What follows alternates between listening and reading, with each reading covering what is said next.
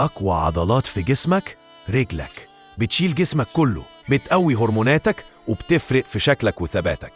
ولو أهملتها جسمك هيبقى فوق فورمة وتحت عصيان. أنا كوتش محمد أمة، وده تمرين رجل تقدر تعمله في البيت أو الجيم. اشترك في قناة فيت زون ويلا نبدأ. معاك دمبل؟ تمام، نبدأ بأقوى 4 تمارين لرجل فولاذ. 1. دمبل سكواتس، القوة والثبات. 2. سنجل لايك ديدليفت، توازن وتحكم عضلي. 3. دمبل سومو سكواتس لتفجير الفخذ الداخلي. 4. جوبلت سكواتس، شامل وسهل من البيت أو الجيم. كل تمرين بتعمله رجلك بيرجع لقوتك وتناسق جسمك، ولو خلصت التمرين ومش قادر تمشي يبقى مبروك، كده انت ماشي صح. أنا كوتش محمد أمة، ودي كانت من قناة فيت زون. اشترك وابدأ رحلتك النهاردة.